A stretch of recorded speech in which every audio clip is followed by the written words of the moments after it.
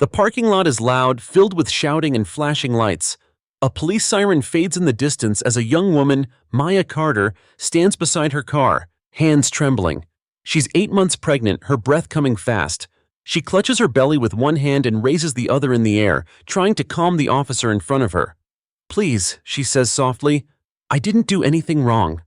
Officer Grant doesn't hear her, or maybe he doesn't want to. His hand is already on his weapon, eyes cold, jaw tight. "Step back from the vehicle," he orders. His tone isn't about control, it's about dominance. Maya obeys, moving slowly.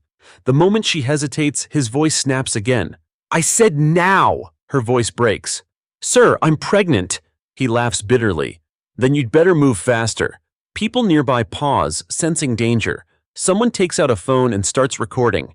Grant steps forward, grabbing Maya's arm roughly. "You think you can talk back?" "I wasn't, please, let me." He doesn't let her finish. The punch lands fast and hard against her shoulder. The impact sends her sprawling to the ground. Her body twists, one hand catching the pavement, the other protecting her belly. Gasps fill the air. "Hey, what are you doing? She's pregnant!" a man yells. Grant spins toward the voices. "Back off! She resisted arrest!" But the crowd isn't backing off. 5 phones are pointed at him now, capturing everything. His anger, his smirk, the way Maya struggles to breathe on the ground. Tears streak her face. "Please, I didn't." Grant points at her. "You're under arrest." "For what?" someone shouts. He hesitates. "Obstruction." The lie hangs in the air, thin and shaky. 2 more officers arrive, confused by the scene. One whispers, "What's going on, Grant?" "She resisted," Grant snaps, his voice cracking. But then one of the bystanders yells, "She didn't! We have it all on video!" Grant's confidence falters. His eyes flick nervously to the crowd. "Put the phone down!" Nobody does. Maya lies still, staring up at the sky. The pain in her stomach sharpens. "My baby," she whispers. A woman kneels beside her. "Don't move, honey. Ambulance is coming." Grant shouts again, "Ma'am, step away from her." But the woman ignores him. She holds Maya's hand, glaring at the officer. "You've done enough." The sound of new sirens grows louder, closer. Grant stiffens. "Backup's here," he mutters under his breath. A patrol SUV pulls up fast, brakes screeching. Doors open. 3 officers step out, followed by a tall man in a dark suit. His posture commands silence before he even speaks. The badge on his chest gleams under the streetlight. Police Chief James Carter. The crowd parts. Everyone watches. James's eyes scan the scene. The crowd, the woman on the ground, the officer standing over her.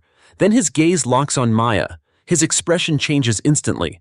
"Maya," he says, voice cracking. He rushes forward, kneeling beside her. "Are you hurt? What happened?"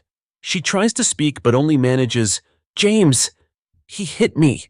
The silence that follows is heavier than any noise. James looks up slowly, his eyes meeting Grant's. "You hit her?"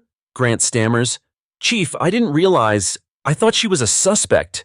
"She's my wife," James says flatly. Grant goes pale. "Sir, I swear." James's voice drops lower, colder. "You hit my pregnant wife." The 2 officers beside Grant freeze. Nobody moves, nobody breathes. James turns to his men. "Cuff him." "Sir?" "You heard me." Grant tries to step back, but one of the officers grabs his wrist. The handcuffs snap shut with a metallic click. The same sound he's heard 100 times, but now it's for him. The crowd bursts into murmurs. Some cheer quietly. Others record closer. James stands, his fury held tight behind a calm face. "You're done, Grant, and everything you just did is on video." Grant shakes his head, desperate. "Please, Chief, I didn't mean." James cuts him off. "No, you meant every second of it." He turns to the ambulance pulling in. "Get her checked immediately, and make sure those videos go to Internal Affairs." The paramedics lift Maya carefully. She grips her husband's hand, whispering, "Don't lose your temper." He squeezes back. "Not tonight. Tonight, we do this right." As the ambulance doors close, James looks at the crowd. "Thank you for filming," he says. "Don't delete anything. The truth stays alive because of people like you." Someone in the back calls out, "About time someone said that." James nods once, watching as the patrol car drives off with Grant in handcuffs. The red and blue lights wash over his face, colors that used to mean pride, now tainted with shame. He takes a slow breath and whispers, almost to himself, You chose the wrong badge to hide behind. The city is silent. Only the sound of the ambulance siren remains, fading into the distance as the night closes around them. The morning light creeps through the blinds of the hospital room, soft but unforgiving. Maya lies awake, her eyes half open, the steady beeping of the monitor marking every second that refuses to pass quickly enough. Her hand rests on her stomach. The baby kicks, faint but strong. It's a reminder, she's still here. They both are. The door opens quietly. Chief James Carter steps in, still in uniform, the weight of the badge heavier than ever. His eyes are red from a night without sleep. He doesn't speak at first. He just watches her breathe. "You didn't have to stay all night," she whispers, voice weak but steady. He sits beside her, taking her hand gently. "I wasn't leaving." Maya studies his face. "You didn't sleep." He shakes his head. "Couldn't." There's a pause, long enough to feel heavy. Then she asks the question she's been holding since last night. What's going to happen to him? James exhales slowly. He's in custody. Internal Affairs started their investigation this morning. Every video from last night is evidence. He's suspended until the trial. Maya closes her eyes, swallowing. And the department? He hesitates. The press already knows. They got the footage. It's everywhere. Every news channel, every headline. Pregnant woman assaulted by officer. He rubs his forehead. They don't even know you're my wife yet. But they will. Maya looks at him. Are you worried about them finding out? I'm worried about how they'll twist it, he says quietly. They'll say I'm using my position to make an example out of him. They'll call it personal. She squeezes his hand. It is personal. He looks up at her, eyes burning. Yeah, it is. Silence again. The tension sits between them like a shadow. A nurse enters, checking Maya's vitals. You're doing great, she says softly. Both of you. She leaves and the quiet returns. Maya breaks it this time. Do you regret being there last night? James blinks. What do you mean? If you hadn't shown up, maybe it wouldn't be this complicated. He leans forward, his voice sharp. If I hadn't shown up, Maya, that man might have killed you. She doesn't respond. He softens. Sorry, He stops himself, shaking his head. You're right. It's complicated. Across town, the police department is chaos. Cameras crowd the entrance. Reporters yell questions. Chief Carter, is it true the victim was your wife? Will Officer Grant face criminal charges? Do you plan to resign? James walks past them without a word. Inside, every eye follows him. Some officers nod in quiet support. Others look away. The department feels divided, fragile. His deputy, Sergeant Miller, steps into his office behind him. Chief, we've got a problem. James looks up from the file in his hands. Another one? Grant's lawyer went public. He's claiming you're biased, that you ordered the arrest out of revenge. James laughs bitterly. Revenge? Miller shrugs helplessly. They're painting it that way. Said you used your authority for personal vendetta. The union's demanding a review. James slams the file shut. He attacked a pregnant woman in front of 20 witnesses. What's there to review? Miller lowers his voice. They're not reviewing the assault. They're reviewing you. James stares at him for a long second, then looks out the window. Flashing cameras still swarm outside. Let them review, he says finally. I'll tell them exactly what happened. By afternoon, the story dominates every screen. News headline. Police chief's wife assaulted by officer, department in crisis. Clips of the video play on repeat. Grant's punch, Maya's fall, the crowd's outrage. Each replay feels like a cut reopening. James turns off the TV. They're turning it into a circus.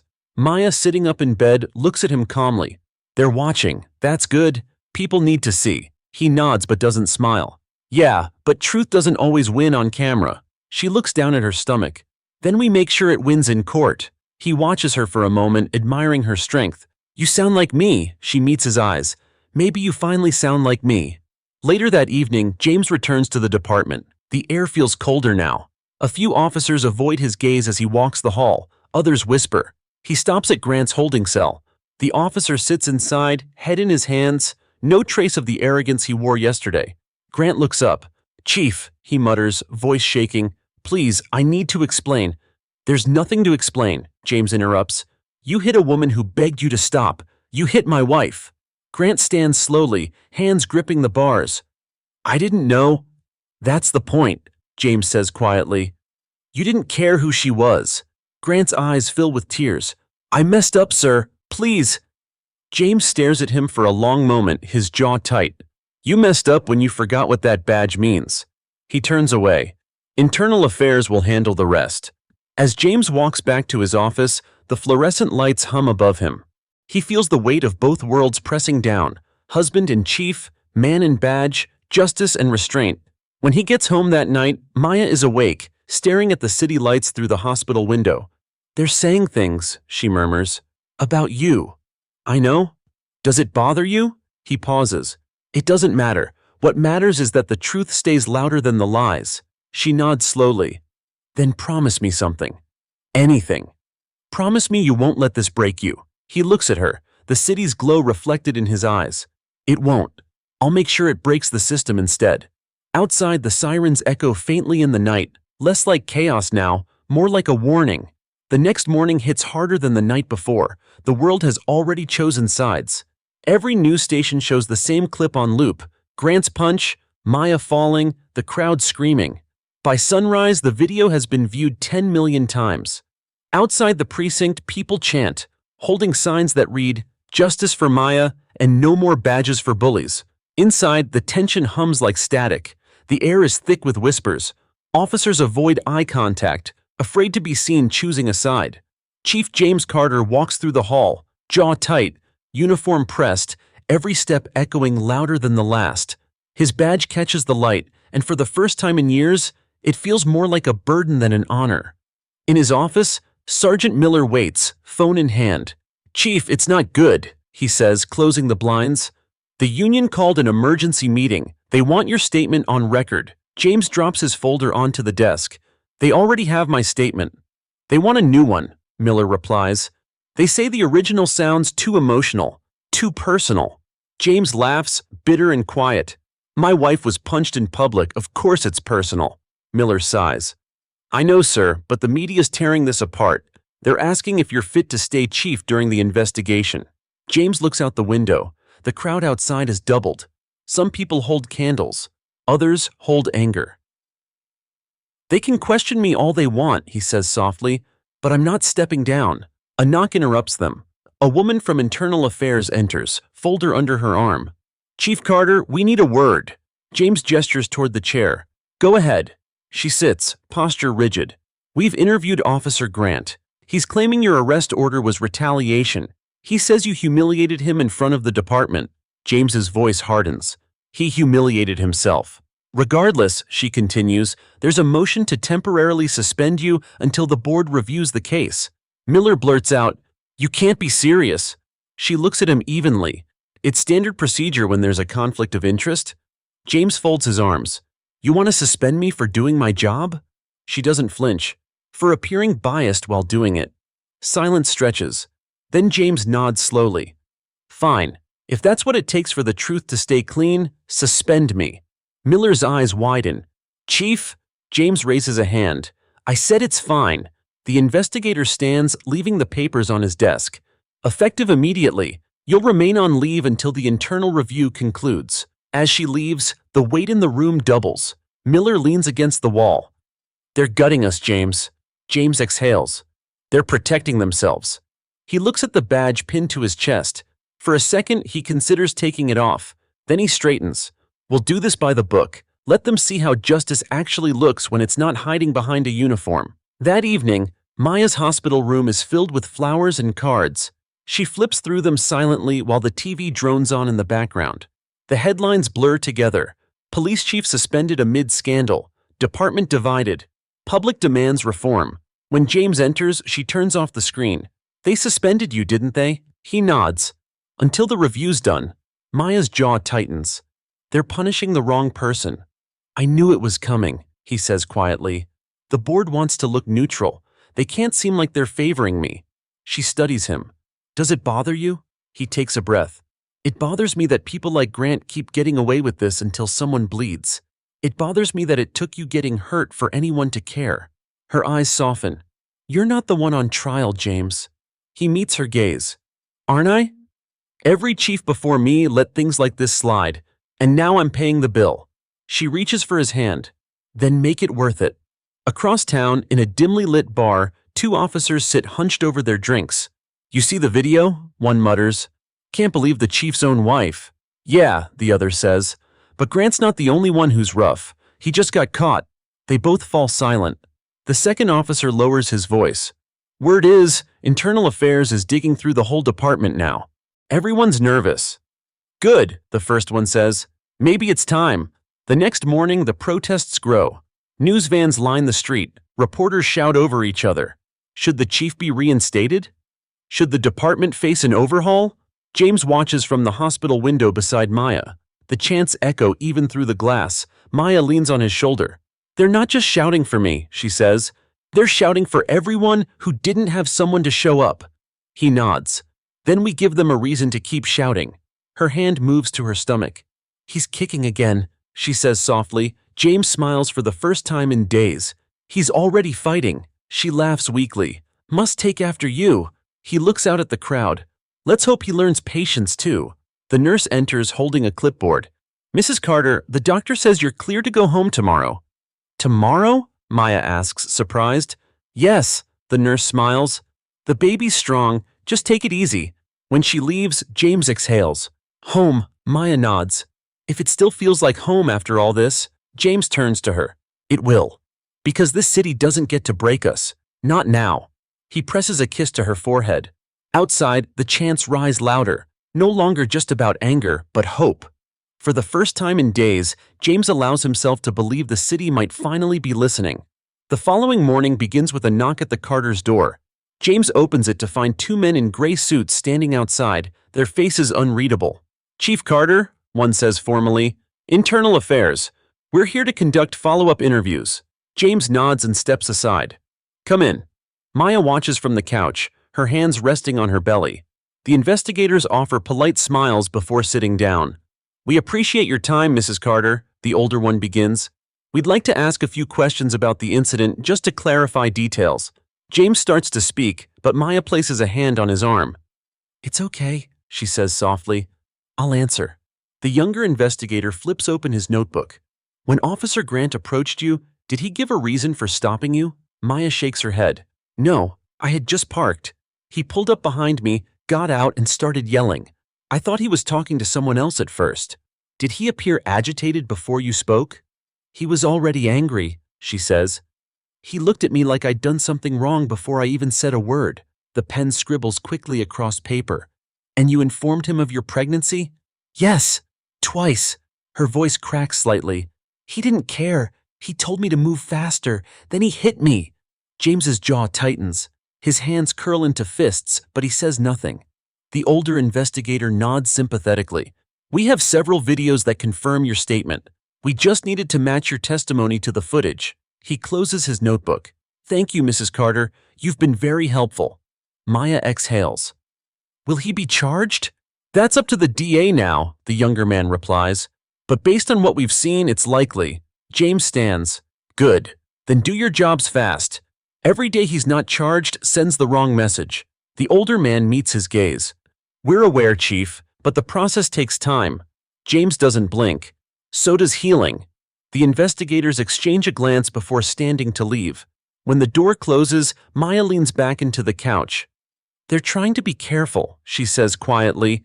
They're trying to protect the department, James answers. Not you, she sighs. You can't fight everyone. He turns toward her. Watch me. Across town, Officer Grant sits alone in a small interrogation room. His uniform is gone, replaced by a wrinkled shirt and a hollow stare. His lawyer, a sharp man in an expensive suit, sits across from him. They're coming for you hard, the lawyer says. You assaulted a pregnant woman. The optics are bad. Grant rubs his temples. I didn't know she was the chief's wife. That's not the problem, the lawyer snaps. The problem is that you did it at all. The door opens and the Internal Affairs investigators step in. The same ones who were just at the Carters. The older one places a folder on the table. Officer Grant, he says calmly, you've seen the videos? Grant nods weakly. Would you like to add anything to your statement before this moves to the district attorney's office? Grant's voice shakes. It wasn't supposed to go that far. She wasn't obeying commands. I panicked. The investigator studies him. Panicked? Grant nods again. Yeah, things have been rough. Ever since the protests last year, we've been on edge. So you hit a woman to prove what? Grant's shoulders slump. I don't know. The younger investigator leans forward. Did you know your body cam was off? Grant freezes. What? It was deactivated, the man continues. Manually. Exactly 1 minute before the altercation. Grant swallows hard. That's not… I didn't… The older investigator interrupts. We recovered the data. You turned it off yourself. Grant's lawyer shifts uncomfortably. We'll need to review that evidence. You'll have it, the investigator says. But the footage from civilians already tells the story. The body cam just confirms intent. They gather their papers and stand. You'll be formally charged by tomorrow morning. When the door shuts behind them, Grant's lawyer mutters, You're finished. Grant stares at the table, voice low. So that's it? His lawyer sighs. You should start thinking about a plea. At the hospital, Maya gets her final checkup. The doctor smiles. You're healing well. Just try to avoid stress. She laughs softly. You're talking to the wife of a police chief in a scandal. The doctor chuckles. Then try anyway. James helps her into her coat. Outside, reporters swarm the parking lot, shouting questions. Flashbulbs explode around them. Chief Carter, do you believe the department is corrupt? Mrs. Carter, do you forgive the officer? Will you press charges personally? James shields Maya with his arm as they push through. No comment, he says firmly. Inside the car, Maya exhales. They're vultures. They smell blood, he mutters, starting the engine. On the drive home, the silence is heavy. Maya stares out the window. Do you think they'll actually convict him? James doesn't answer immediately. They have to. But if they don't? He grips the wheel tighter. Then I'll make sure they regret it. She turns to him. That's not justice. He looks back at her, his eyes tired but fierce. It's survival. That night, James sits alone in his office at home, the city lights flickering through the window. On his desk are 2 files, one labeled Grant, Derek, the other Carter, Maya. Statement. He stares at both for a long time. One represents the system, the other, his life. His phone buzzes. It's Miller. James, you need to see this, he says. Someone leaked Grant's disciplinary record. There were 3 prior complaints, use of force, verbal abuse, and 1 sealed misconduct report. James's stomach drops. Sealed by who? Previous chief. James leans back, running a hand down his face. That's why they're scared. If he goes down, so do they. Miller lowers his voice. You think they'll try to bury it again? Not this time, James says. I'll make sure the whole city sees every page. He looks out at the skyline, glowing faintly under the night. For the first time, he realizes the fight isn't just about one officer. It's about every badge that lets someone like Grant exist. And he's not planning to lose. The courthouse is already surrounded by a crowd before sunrise. Protesters hold signs that read, Justice for Maya and accountability now. Reporters stand shoulder to shoulder, cameras pointed at the tall marble steps. The tension is thick enough to taste. Every corner of the city seems to have converged here for one reason, to watch Officer Derek Grant face the law he once enforced. Inside, the echo of footsteps fills the hall as James and Maya walk toward the courtroom doors. She's still pale but stronger than she looks, her hand resting on her belly as if shielding both herself and the child inside. James walks beside her in silence. He's not here as police chief today. He's here as a husband. At the security line, a bailiff nods respectfully. Chief Carter, he says softly. Ma'am? Maya offers a polite smile before stepping through the scanner. The whispers start immediately. That's her, the pregnant woman from the video. That's the cop's wife. Every head turns as they enter the courtroom. Grant sits at the defendant's table in a dark suit, his face drawn, eyes hollow. His lawyer whispers something to him, but he doesn't respond. The judge, an older woman with sharp eyes, takes her seat and bangs the gavel once. Court is in session. The district attorney rises first. Your Honor, the state charges Officer Derek Grant with aggravated assault, battery, and abuse of authority under color of law. The judge nods. How does the defendant plead? Grant's lawyer stands. Not guilty, Your Honor. A low murmur ripples through the gallery. James feels his stomach twist. Maya sits beside him, expression calm but unreadable. The prosecutor begins to play the footage on a large screen. The sound of Grant's voice shouting fills the room, followed by Maya's frightened pleas. Then the punch. The silence that follows feels endless. Even Grant looks away. When the video ends, the prosecutor turns toward the judge. The evidence speaks for itself. Grant's lawyer stands, adjusting his tie.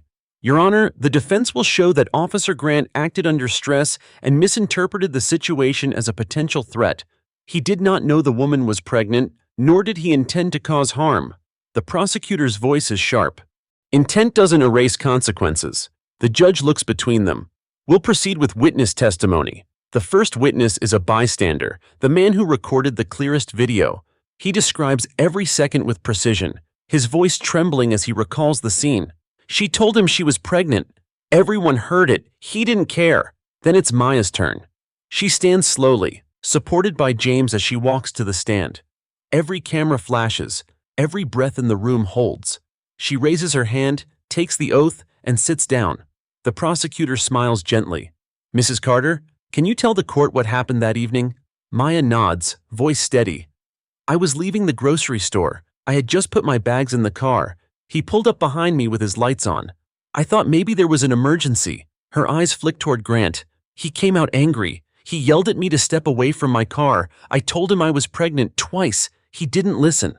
The prosecutor asks softly, what happened next? Her lips tremble, but she continues. He hit me. I fell. I remember the sound of people screaming. I remember thinking my baby might not survive. A hush falls over the courtroom. Even the clicking of cameras stops. The prosecutor nods. Thank you, Mrs. Carter. Grant's lawyer approaches cautiously. Mrs. Carter, my client claims he believed you were reaching for a weapon. Is that true? Maya's eyebrows lift slightly. A weapon? Yes, he says you reached toward your purse. She looks him dead in the eye. My purse was in the car. I was holding my stomach. The lawyer opens his mouth, then closes it again. No further questions. Maya steps down and James helps her back to her seat. She exhales shakily. He whispers, you did great. The judge calls for a short recess. The crowd spills into the hallway, buzzing with tension. Reporters rush forward, thrusting microphones toward James.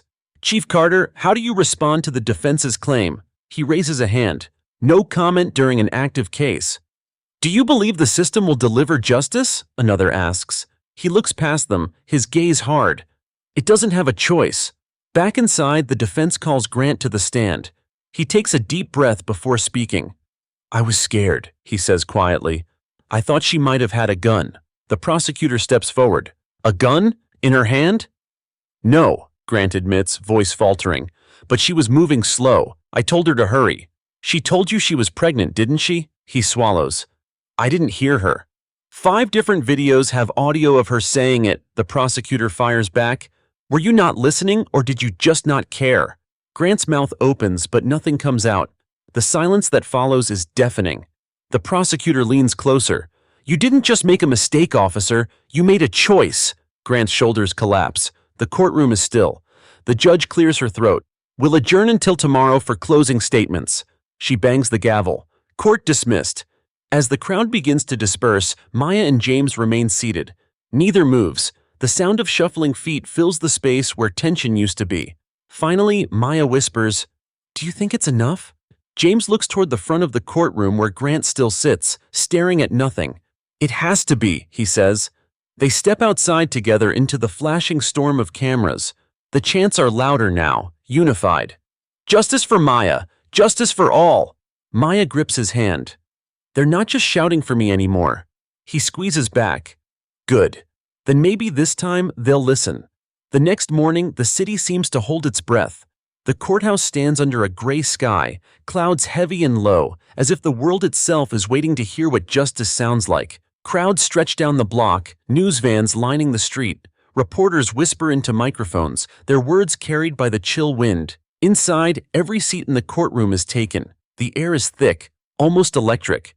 James and Maya arrive quietly. She wears a loose gray dress, her steps slow but steady. Every camera turns as they walk through the doors. James's face is unreadable, but his eyes are sharp, fixed straight ahead. He doesn't look at anyone. Not the cameras, not the reporters, not even at Grant's side of the room. Grant sits at the defense table, pale and sweating. His lawyer whispers something that doesn't reach his ears. He just stares down at the table, his hands shaking slightly. The bailiff calls out, All rise!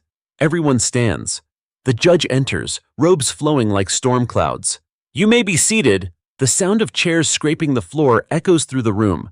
The judge adjusts her glasses and looks around. "Before we proceed with sentencing, I want to remind everyone, this court is not a theater. You will remain silent." A hush settles. The prosecutor stands first. "Your Honor, the state believes the evidence is irrefutable. The defendant abused his authority, ignored a civilian's plea for mercy, and committed an act of violence against an unarmed pregnant woman. His intent is irrelevant. His actions speak louder." She turns toward Grant. "This city deserves better from those sworn to protect it." Grant's lawyer rises next, his voice careful, almost pleading. "Your Honor, my client has served this community for over a decade. He made a mistake, one terrible, tragic mistake, but he is not a monster. He's already lost his badge, his career, his reputation. We ask for leniency." The judge nods, then looks directly at Grant. "Officer Derek Grant, please stand." He rises slowly, trembling. "You were entrusted with power," she begins. "That power comes with responsibility. You failed to protect. Instead, you inflicted harm. The law cannot function when those sworn to uphold it become its abusers." Her voice drops lower. "But justice is not vengeance. It is balance." Grant's eyes glisten. "Your Honor, I'm sorry," he says quietly.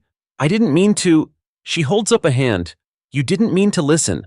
That was your first crime." The courtroom is silent, so quiet that the hum of the lights fills the air. "This court finds you guilty on all counts," she continues. "Aggravated assault, battery, and abuse of authority." A wave of murmurs ripples through the crowd. The judge lifts her gavel slightly. "You are hereby sentenced to 12 years in state prison with no possibility of parole for the first 8. The sound of the gavel slamming down is final, sharp, echoing. Grant's lawyer bows his head. Grant's legs give out, and he collapses back into his seat, staring blankly ahead. The crowd erupts. Some cheer, some cry, others just stand frozen, unsure whether to believe what they just heard. James feels Maya's hand tighten around his. She whispers, "It's over." He looks down at her. "No," he says softly. "It's starting." The judge stands. Court is adjourned. As people begin filing out, reporters rush toward the aisle. "Chief Carter! Mrs. Carter! A word, please!" James shakes his head. "No statements today." But the crowd follows them anyway, out of the courtroom, down the steps, into the daylight that now feels almost too bright. Flashbulbs pop like gunfire. The chants start again. "Justice for Maya! Hold them all accountable!" Maya turns to James as they reach the car. "You think it'll change anything?" He exhales, staring at the courthouse behind them. It changed today. That evening, the city buzzes with energy. News anchors replay the verdict, each one calling it historic. Commentators debate what it means. Some call it justice. Others call it politics. But on the streets, in homes, in coffee shops, people whisper the same thing. Maybe the system is finally listening. In their living room, Maya sits curled up on the couch, a blanket around her. The TV glows softly, replaying footage of the crowd outside the courthouse. Her face appears on screen, calm, strong, defiant. James walks in, loosening his tie. He stops behind her, watching the screen. "You okay?" She nods. "Just tired." He sits beside her. "You did good." She smiles faintly. "So did you." He looks down at his hands. "I wanted him to get more time." She shakes her head. "You wanted him to understand." James leans back, the exhaustion finally showing in his shoulders. 12 years doesn't seem like enough. "It's a start," she says softly. He studies her for a moment. "You really forgive him?" Her eyes move toward the TV, where Grant's mugshot flashes on screen. "No, but I forgive myself for surviving." The words hit him deeper than she knows. He nods slowly. "That's enough for now." They sit in silence for a long time, the glow of the television washing over them. Outside, distant sirens echo faintly. Not the sound of chaos this time, but of a city still moving, still trying. Later that night, James stands on the balcony, looking out over the city. The skyline glimmers faintly under the moonlight. He thinks about the years he's worn the badge, the things he's seen, the things he's ignored. For the first time, he wonders if being chief ever really meant being in control. Maya joins him quietly, wrapping her arms around his waist from behind. "You're thinking too loud," she whispers. He smiles, just trying to figure out what comes next. She leans her head against his back. Then start with home. Start with us. He nods. Home, he repeats as if testing the word. Yeah, maybe that's where justice really begins. The city below them hums softly, restless but alive. For once it doesn't sound angry. It sounds awake. The verdict sends a tremor through the city. By morning, news anchors call it a turning point in modern policing. On social media, the clip of the gavel slamming down becomes a symbol. Millions share it with hashtags like #HadJusticeForMaya and #TheSystemSpeaks. In some neighborhoods, people honk car horns and clap from balconies. Others stay silent, watching the coverage with disbelief, wondering if this is real or just another moment that will fade. At the police precinct, tension brews beneath the surface. The station feels quieter, colder. Officers speak in hushed tones, their conversations half-whispered. For some, the verdict is a relief. For others, it's a threat. James Carter walks through the front doors for the first time since his suspension. The whispers stop immediately. Every gaze in the building turns toward him, some with respect, others with resentment. His badge glints under the harsh fluorescent light. He doesn't flinch. Sergeant Miller meets him halfway down the hall. "Welcome back, Chief," he says, his tone sincere but careful. "Thanks," James replies, adjusting his jacket. "Any fires I should know about?" Miller sighs. "Plenty. The union's furious about the verdict. They're calling it a witch hunt. A few officers think you made the department look weak." James's jaw tightens. Weak is pretending nothing happened. Miller nods. Not everyone agrees with that philosophy. He hesitates, lowering his voice. And Internal Affairs is still combing through old files. They're uncovering complaints that were buried years ago. It's not just Grant. There's a pattern. James takes a long breath. Then it's time we face it. He enters his office. The blinds are still drawn from the day he was suspended, the desk covered in dust. He stands for a moment, letting the silence settle. Then he opens the blinds. Sunlight floods the room, illuminating the framed photo on his desk, him and Maya on their wedding day. He stares at it for a long time before whispering, "We're not done yet." Outside protests continue, but they're different now. Less rage, more resolve. Signs read, "Justice served isn't justice done." People chant, not in anger, but in unity. For once, the crowd isn't just black faces or brown faces. It's everyone. Parents, children, neighbors, msadam, standing together. Reporters move through the masses, microphones extended. "Do you believe this verdict changes anything?" one asks a young man holding a sign that reads, "I can't breathe, but I can speak." He answers without hesitation. It's a start. But one verdict doesn't fix decades of silence. His voice spreads online within hours. That evening, James appears on a live press conference outside the precinct. The backdrop is filled with officers standing at attention. Cameras flash in a steady rhythm. He steps to the podium, his face calm, his voice steady. Yesterday's verdict was about more than one man. It was about accountability. It was about the difference between wearing a badge and honoring it. He pauses, scanning the crowd. This department has made mistakes. We've failed people we swore to protect. But that changes now. Every case buried, every complaint ignored, we're reopening them. Justice doesn't expire. The reporters buzz with questions, hands shooting up. "Chief Carter, are you saying there's systemic corruption in your department?" "I'm saying," James replies, "that pretending there isn't would make me part of it." The crowd murmurs. Some officers behind him shift uneasily. Others stand taller. Another reporter calls out, "Are you worried about backlash from within the force?"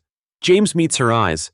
The only people who should be worried are the ones who've forgotten what this badge means. His words ripple through the crowd. Cameras flash brighter. The moment is captured, replayed, and shared, again and again. At home, Maya watches the conference live from the couch. The baby moves under her hand as she listens. She smiles faintly. "He sounds like the man I married," she whispers to herself. Her phone vibrates with messages. Reporters, friends, strangers from around the world. Some send prayers. Some send stories of their own. "I lost my brother to a cop like Grant. Thank you for standing up. Your strength gives me hope." Maya scrolls for a while, her eyes misting. For the first time in weeks, her tears aren't from fear. They're from relief. James comes home late, his tie loosened, exhaustion etched into his face. She greets him with a quiet smile. "You made the news again." He chuckles softly. "I didn't have much choice." "You said what needed to be said," she replies. "They heard you."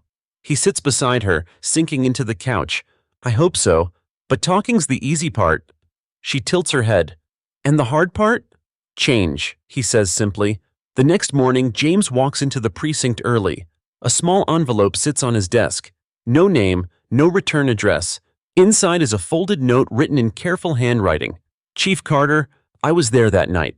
I didn't stop him. I should have. I'm sorry. No signature. Just guilt, raw and heavy. James folds the note back up, staring out the window. Maybe this is what change looks like, he murmurs. A slow start, but a start. Sergeant Miller knocks on the door. Chief, you've got a visitor. Someone from the mayor's office. James straightens his jacket. Send them in. A woman in a navy suit enters, her tone crisp. Chief Carter, the mayor was impressed by your statement. He wants to meet about department reform. You've got citywide support now. James nods. Good. Because I've got a list. She smiles faintly. I thought you might. That night, James and Maya sit by the window, watching the lights of the city flicker. The sirens outside sound softer now, almost distant. Do you think it's really changing? She asks. James looks at her, then out at the skyline. Not yet, but for the first time, it's moving. Maya rests her head on his shoulder. That's enough for tonight.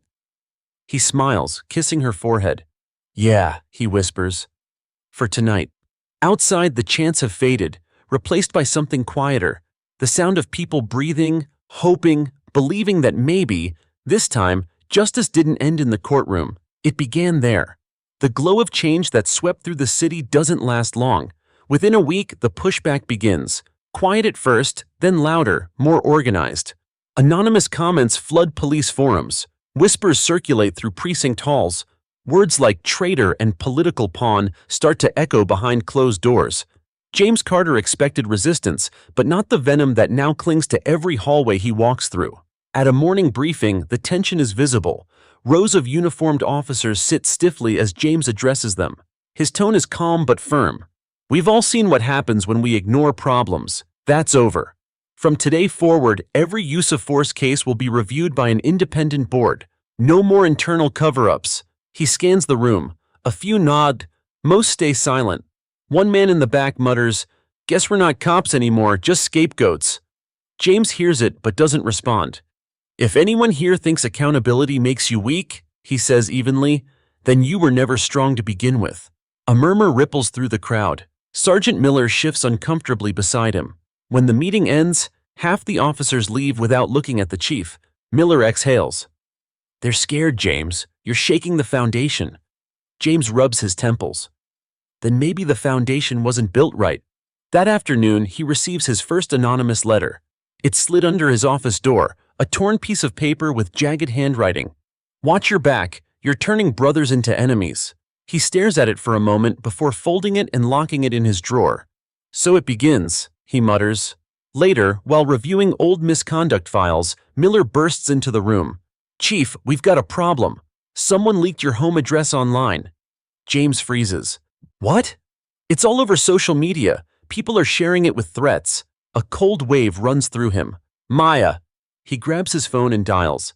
She answers on the second ring. James, what's wrong? Don't panic, lock the doors, stay inside until I get home. James, please, Maya, just do it. She doesn't argue. I will, just hurry. When he arrives, 2 patrol cars are already parked outside their house. A few officers stand guard. The porch light flickers over a spray-painted message on the sidewalk. Traitor in blue. Maya opens the door before he can knock. You weren't supposed to see that, she says softly. He stares at the message, his jaw tightening. They think fear changes the truth. She places a hand on his chest. Then don't let it. He looks at her belly, her due date only weeks away now. The sight grounds him, pulls him back from the edge. I won't. They sit on the couch, the tension between them thick but fragile. She breaks the silence. You knew this would happen. Not like this, he admits. I expected politics, not threats. She leans closer. You're not just fighting for the department anymore. You're fighting for the soul of this city. He meets her eyes, and that's what scares them. The next morning, he attends a private meeting with the mayor. The office is sleek, quiet, and cold. The kind of room where deals are made behind smiles. The mayor pours himself coffee before speaking. You've stirred up quite the storm, Chief. Half the city loves you. The other half wants your badge. James folds his arms. What about you, Mr. Mayor? Which half are you in? The mayor smirks faintly. The practical half. I like order. And right now, you're threatening it. I'm fixing it, James corrects. You can't build peace on rotten wood. The mayor sets his cup down. You've made enemies in your own house. Be careful they don't start locking the doors from the inside. James stands. If that's a warning, it's wasted. I'm not stopping. The mayor leans back in his chair. Then I suggest you wear a vest. Change is a dangerous business. James walks out without another word. That night, rain lashes the windows. The city feels tense again, like a heartbeat that's lost its rhythm. Maya sits on the couch, rubbing her belly as she watches James clean his service weapon. I hate when you do that, she says quietly. It helps me think, or remember what you're fighting against. He pauses, meeting her gaze. Both. The baby kicks again. Maya smiles faintly. He's strong. He'll need to be. She leans forward. Promise me something. Anything. When he's born, you'll be his father first, not the city's protector. He nods, swallowing hard. I promise. Thunder rolls outside. The power flickers for a moment, plunging the room into half-darkness. Then, faintly from outside, the sound of a car engine idling too long. James's instincts kick in. He moves to the window and parts the curtain. A black sedan sits across the street, headlights off, engine still running. He whispers, Stay here. Maya's voice trembles. James! He steps outside, the rain soaking through his shirt in seconds. The sedan peels away, tires screeching, vanishing down the block. He memorizes the plate, or part of it. Back inside, Maya's face is pale. Who was that?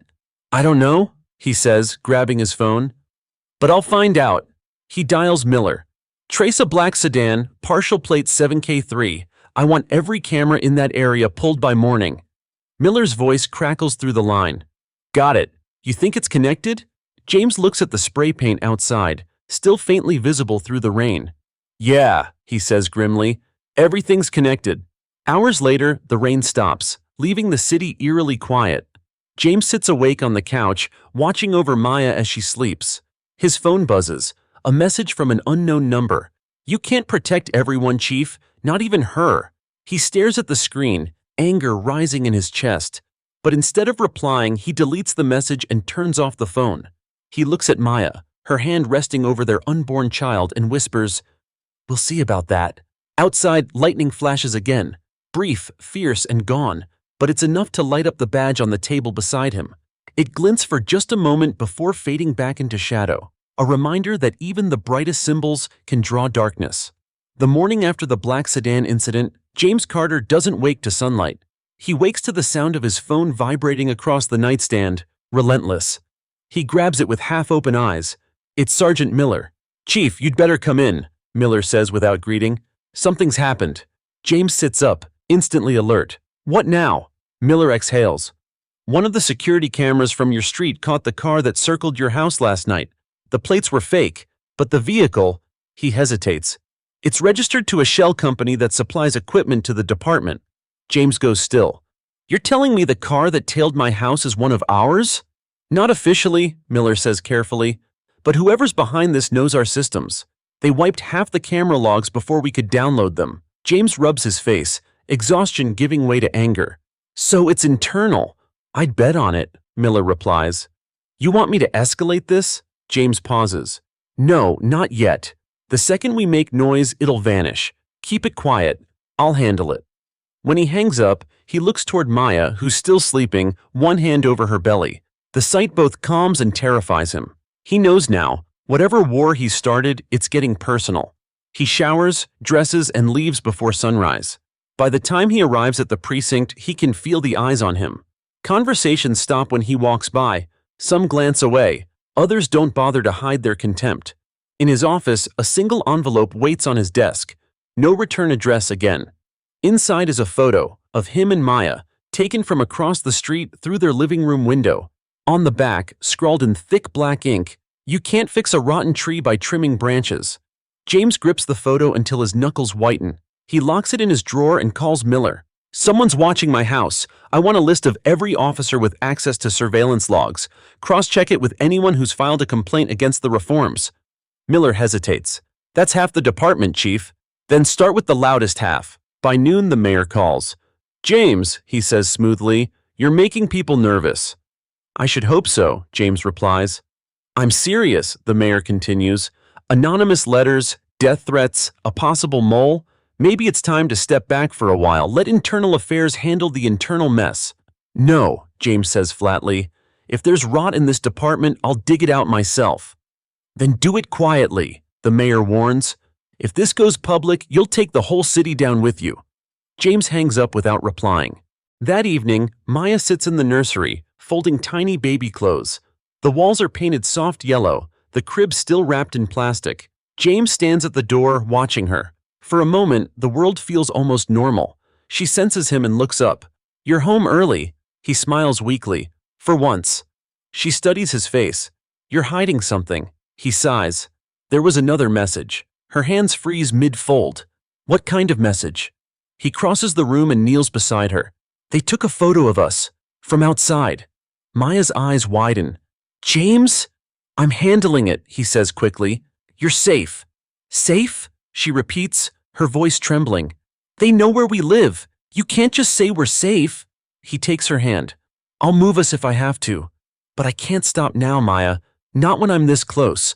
Her eyes glisten. Close to what? Justice or destruction? He hesitates. Sometimes they look the same until you get there. She pulls her hand away, whispering, I'm carrying our son, James. He needs his father more than the city does. The words land like a blow. He stands slowly. I'll protect both. She doesn't answer.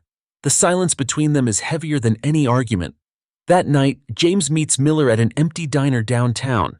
The neon sign outside flickers, buzzing faintly. Miller slides a tablet across the table. I found something. One of the sergeants, Coleman, accessed your street's camera feed last night, logged in with a supervisor's code. James frowns. Coleman. He was one of Grant's old partners. Exactly, Miller says. They served together for 3 years. He filed a transfer request after the verdict. Denied. James scrolls through the data. He's the leak. Miller leans in. You can't confront him directly. Not yet. If he's working with someone higher up, they'll bury everything. James looks out the window. Then we find proof they can't bury. When he gets home, it's past midnight. The house is dark except for a small lamp by the window. Maya's asleep on the couch, the TV still on low volume. A documentary plays quietly, something about rebuilding after disaster. He turns off the screen and pulls a blanket over her shoulders. As he sits beside her, his phone buzzes again. Another unknown number. This time it's a video. He hesitates before pressing play. The footage shows the front of their house. The porch light flickers, the same as before. The timestamp is from 10 minutes ago. A man stands just out of frame, holding something shiny. A badge. The camera zooms in just enough for James to recognize the number etched into it. Coleman's badge. He freezes, pulse hammering in his throat. Then the video ends, replaced by a text. You can't police ghosts, Chief. James stands slowly, moving to the window. Outside, the street is empty, quiet, clean, ordinary. But now he knows better. He turns toward Maya, whispering to himself, they want fear. I'll give them exposure instead. He picks up his phone again and starts recording a video message. His reflection stares back at him. Tired eyes, unshaven face, determination like steel. My name is Chief James Carter, he begins quietly. And if anything happens to me or my family, every file I've gathered will go public. Every name, every badge. I won't let the truth die quietly. He hits send, uploading it to a secure drive that auto-forwards to multiple news outlets. When the progress bar completes, he exhales for the first time in hours. He sits down beside his sleeping wife, takes her hand, and whispers, now they have to listen. Outside, the wind picks up again, scattering the last of the rain. Somewhere in the distance, a police radio crackles, a faint, distorted voice saying words he can't quite hear.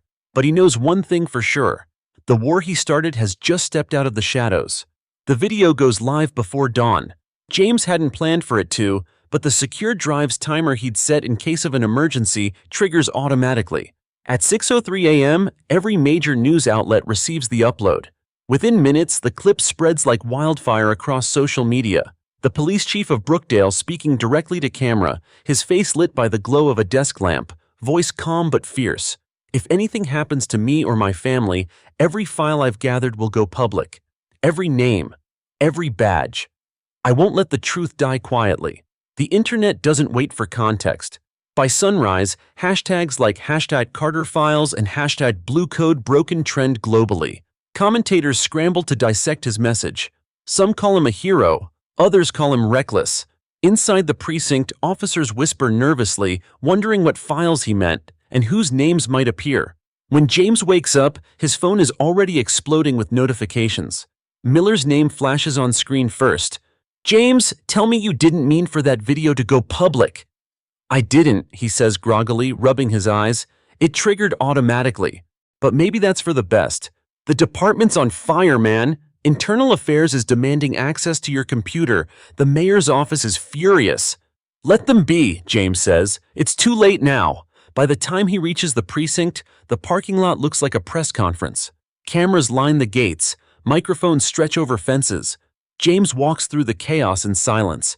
Inside, the mood is worse. Phones ringing non-stop, officers shouting across hallways. Sergeant Miller meets him at the elevator, holding a tablet.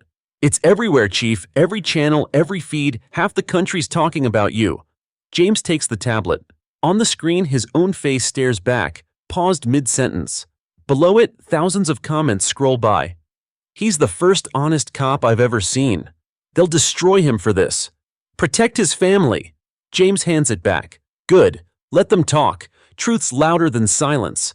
Miller shakes his head. "You just painted a target on yourself." "It was already there," James replies quietly. Meanwhile, across town, Maya sits at home, the television blaring the same clip again and again. Her hand trembles as she turns down the volume. Her phone buzzes non-stop. Journalists, old friends, strangers. She ignores them all until one message catches her eye. "You're brave, but get out of that house." No name attached, just those words. Her stomach twists, part fear, part pain.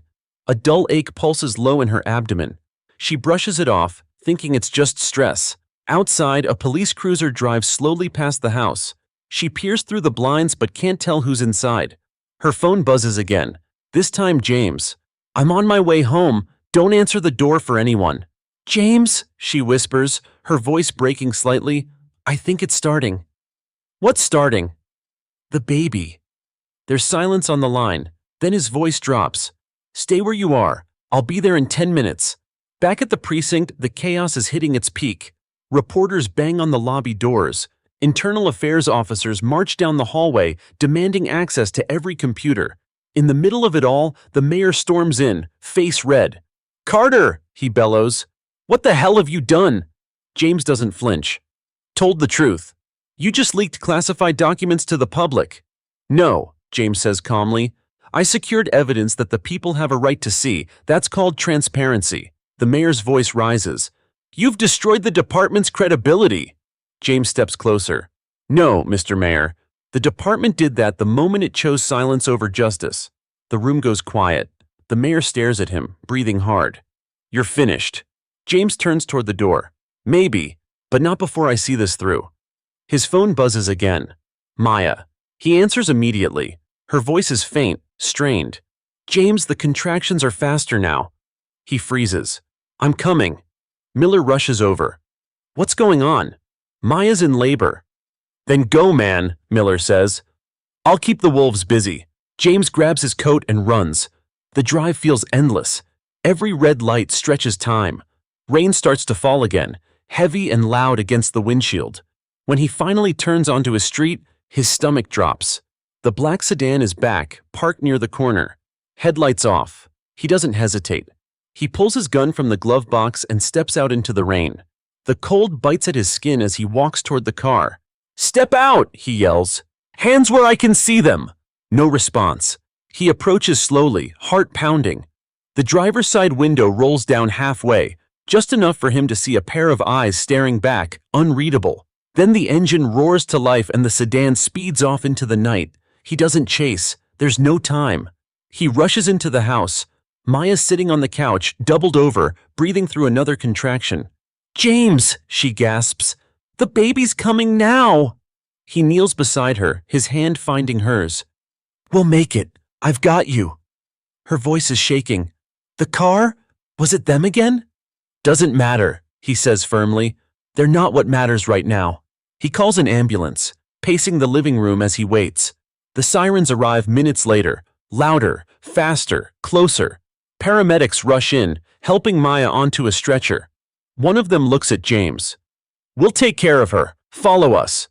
He nods, climbing into his car behind the ambulance as they pull away. The flashing lights reflect in his windshield. Red and blue again.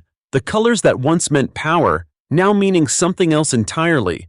Fear, protection, life, and change all tangled together. At the hospital, the chaos fades into sterile quiet.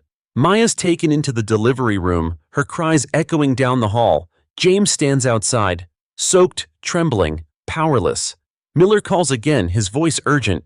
"James, your video." It's gone beyond news now.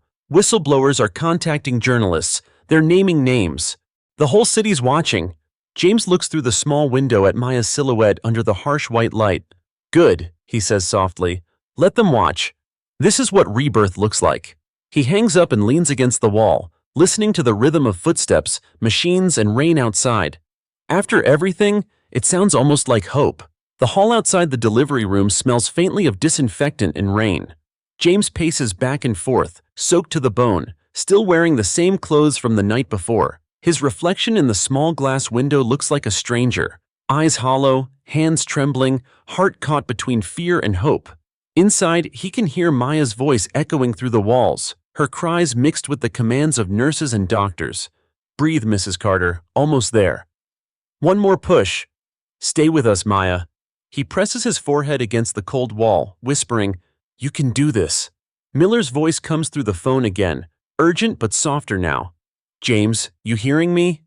"Yeah," he mutters, eyes still fixed on the door. "The Carter files are everywhere," Miller says. "They're calling it a revolution. Internal affairs can't contain it anymore. Officers are coming forward. People are talking about cover-ups, falsified reports, even off-the-books operations. You've started something that can't be stopped." James barely hears him. His mind is inside that room with her. "Good," he says quietly. "Then maybe it was worth it." There's a pause. Miller's voice lowers. "You'll have to answer for all this, you know.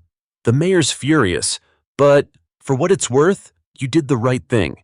James closes his eyes. "Tell the mayor to wait his turn. I've got something more important happening right now." A doctor steps out of the delivery room just as he hangs up. "Chief Carter?" James straightens, fear gripping his throat. "How is she?" The doctor smiles. "She's strong. So is your son." For a second, James doesn't move. The words hang in the air like they're too heavy to believe. "My son?" The doctor nods. "He's perfect. She's asking for you." James exhales a breath he didn't realize he'd been holding. His knees almost give out, but he catches himself and steps forward. When he enters the room, time slows. Maya lies back on the bed, exhausted but glowing, her hair damp with sweat. In her arms, a tiny bundle wrapped in white. She smiles weakly. He wanted to meet his father early. James moves closer, hands shaking. The baby's small chest rises and falls, his fists clenching like he's already ready to fight the world. "He's beautiful," James whispers, his voice breaking. Maya laughs softly. "You look terrified." "I am," he admits, smiling through tears. "Terrified and grateful." She reaches up, touching his cheek. "You kept your promise." He leans down and kisses her forehead. "No," he murmurs. "You kept us both alive long enough for me to try." For a few moments, the world is silent again. No threats, no cameras, no noise. Just breathing and the steady beat of a new life. Outside the hospital, however, the city is boiling. Protesters flood the streets. What started as a movement for Maya has grown into something larger. People hold signs that read, "Rebuild the system and we are all Maya." Some march peacefully, others clash with riot police, still loyal to the old ways. Inside the precinct, Miller does his best to control the chaos. "Lock down the lobby," he orders. "No one leaves without clearance." Officers scramble, unsure which side of history they stand on. Half are afraid. The other half look like they're waking up from a long sleep. A young officer approaches Miller hesitantly. "Sir, the chief's files, should we really release them all?" Miller looks him dead in the eye. "He already did. The people have them now. There's no going back." Back at the hospital, the rain finally stops. James sits beside Maya, holding his son. The baby opens his eyes, dark, curious, calm. For the first time, James feels something he hasn't in months: peace. Maya watches him. "You realize what his name means now?" James glances down at the bracelet on the baby's wrist. Hope Carter. He smiles. "It fits." "Hope for what?" she asks softly. "For us. For this city. For everyone who forgot what justice is supposed to look like." She leans back, closing her eyes. "Then promise me something." He looks up. "Anything." "When he grows up," she whispers, "don't let him carry your war. Let him carry your peace." James nods slowly. "I promise." They sit in silence again, the only sound the faint hum of machines and the heartbeat monitor's steady rhythm. Outside, the clouds break apart, letting in thin rays of morning sunlight that stretch across the room. It lands on Maya's face first, then the baby's, then finally on James's badge resting on the table beside the bed. Hours later, Miller arrives at the hospital, still in uniform. His eyes are tired but relieved. "You look like hell, Chief," he says with a grin. James chuckles softly. "I feel worse." Miller nods toward the baby. "So that's him, huh? The kid who made it through all this madness." "Yeah," James says. "Hope Carter." "Strong name," Miller replies. "Fitting." He hesitates before adding, "The mayor's trying to calm things down. He wants to meet you when you're ready. The city's in transition. You've got supporters now, from inside and out." James studies him. "And enemies?" Miller shrugs. "Always." James sighs. "Then we do what we've always done. Face it head on." Miller nods. "That's why they follow you, you know. You don't run." James looks back at his sleeping family. "I'm not running," he says softly. "I'm rebuilding." That night, as the hospital quiets, James steps out into the hallway. Through the window, the city glows faintly under a clean sky. For once, the sirens are distant, almost like a lullaby. He whispers to himself, "A son is born, and the truth is awake." It's not victory, not yet, but it's something better. A beginning. The city wakes under a different kind of light the next morning. News stations replay the same image over and over again. Chief James Carter leaving the hospital, one arm around his wife, the other cradling his newborn son. The caption below the footage reads, "A new chapter for Brookdale," but the smiles on screen don't tell the whole story. Beneath the surface, pressure builds like a storm cloud ready to burst.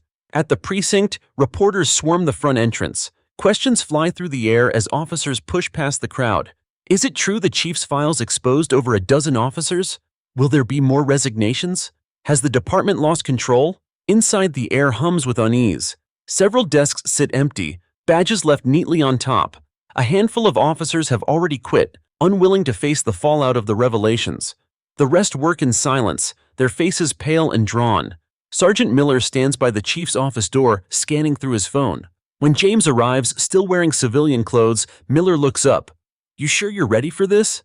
James sets his coat on the back of his chair. "Wasn't I the one who started it?" Miller snorts. "Yeah, and the one they'll all blame when it gets messy." "Then let them," James says quietly. "If it cleans the department, it's worth it." He sits down and opens a thick folder. The contents spill across his desk. Reports, testimonies, names. The Carter files, the evidence that set the city on fire, are now being investigated by the state. For the first time in decades, the department's leadership is under full review. Miller leans on the doorframe. The DA's office called. They're opening formal cases against 4 more officers. One of them's Coleman. James looks up sharply. "They got him?" "Not yet," Miller says. "He's missing. Skipped town last night." James frowns, his mind racing. "Then someone helped him." "That's what I think too," Miller says. The logs show a gap, 30 minutes of deleted data from his access card. Somebody covered his exit. James stares out the window, jaw tightening. "Find out who." Miller hesitates. "You sure you want to keep digging? You've got a family now, a kid. Maybe it's time to hand this part off." James shakes his head. "If I stop now, everything we did means nothing." At home, Maya sits in the nursery, rocking little Hope in her arms. The baby's soft breaths fill the room, tiny chest rising and falling in rhythm. On the TV, a commentator debates James's actions. Chief Carter's crusade for transparency has left the department divided. Some call him a hero, others a liability. Can one man's truth fix a broken system? Maya mutes the sound. She looks down at her son, whispering, "Your father's trying to make the world better for you, even if it breaks him." Her phone buzzes. A message appears from an unknown number. "You're safer than most, but tell him to stop digging. Some trees should stay buried." Her breath catches. She glances at the window instinctively, heart pounding. The curtains sway slightly from the breeze of the air conditioner, but every shadow feels alive. She doesn't respond. She just locks the phone and holds her son closer. Back at the precinct, the mood grows darker. Rumors swirl about purges, about leaks, about officers being investigated. Every conversation stops when James walks by. He can feel the division, the invisible line between loyalty and resentment. In the break room, he overhears two officers whispering, "He's tearing us apart. Maybe he's saving us." Saving us from what? The public already hates us. James steps in, and the voices fall silent. He doesn't raise his voice. "If you think I'm tearing us apart," he says, "you're not paying attention. The truth's what's tearing us apart. I'm just letting it out of the dark." Neither officer replies. They just lower their heads as he walks away. That afternoon, a call comes through from the mayor's office. James answers reluctantly. "Chief Carter," the mayor says, voice strained, "congratulations on the baby." "Thank you," James says flatly.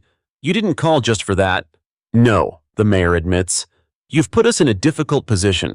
The state wants to assign oversight officers to your department. They say they need to ensure transparency." "So they don't trust me," James replies. "They don't trust anyone," the mayor says. "You've made enemies at every level. They're scared of you." James lets out a short, humorless laugh. "Good. Fear might keep them honest." The mayor sighs. "Be careful, Carter. Reformers don't last long in this city." James ends the call without responding. By evening, he drives home under a blood-orange sunset. The city looks peaceful from afar, almost beautiful, but he knows better. He's seen what hides behind that beauty. When he opens the front door, the scent of baby powder and coffee greets him. Maya looks up from the couch. "How was work?" she asks quietly. "Louder than usual," he says, taking off his jacket. She studies him. "You didn't come home last night until after 2. Don't lie to me, James." He sighs, running a hand through his hair. "Coleman's missing. Someone helped him disappear." Her eyes widen. "And you're going after him?" "I have to." She shakes her head. "No, you don't. You have to be here. For him." She nods toward the nursery. He looks down, torn between duty and family. "Every time I look at him, I think about what kind of world he's going to grow up in. I can't protect him if I pretend this is over." Maya's voice softens. "Then promise me you'll come back every time you leave." He meets her eyes. "I promise." They stand there for a long time, the sound of their son's quiet breathing drifting from the other room. The storm outside the window starts to build again, soft thunder rolling in the distance. James looks out at the darkening sky and whispers, "It's not over yet." Later that night, while the city sleeps, Miller sends one last message to James's phone. "Found something. Coleman didn't run. Someone took him." James stares at the text, his pulse quickening. He types a reply with steady hands. "Then we're closer than I thought." Outside, lightning flashes, lighting up the badge on his nightstand once more. For James Carter, the battle between duty and survival has never been sharper, and the shadows that watch him from the edges of the city are closer than ever. The rain doesn't stop that night. It falls in sheets, drumming against the roof of the Carter home like a warning that won't be ignored. James lies awake, staring at the ceiling, the phone screen glowing beside him. Coleman didn't run. Someone took him. Miller's words loop in his head like a siren. He turns his head toward Maya. She's asleep, one arm draped protectively over the baby's crib beside the bed. For a moment, peace feels possible. Then the sound of thunder shatters it. He slips out of bed quietly, grabs his jacket, and steps into the living room. The city's faint hum filters in through the rain. James dials Miller. "You said someone took Coleman. How do you know?" "I traced the last GPS ping from his department car," Miller says, voice low. It stopped near the East River Warehouse District. Then the signal went dead. James frowns. That's out of patrol range. Exactly, Miller replies. He had no reason to be there. Someone lured him. James glances toward the window. Meet me in 20. James, Miller warns. You've got a newborn at home. Don't go rogue again. James's voice hardens. If Coleman's gone, it's connected to the files. We can't wait for the DA. They'll bury it. He hangs up before Miller can respond. 20 minutes later, the warehouse district looms before them, a maze of decaying buildings and flickering streetlights. The rain has slowed to a mist, making the air thick and metallic. Miller steps out of his car, flashlight in hand. This place looks like the set of a horror movie. James scans the area. Good.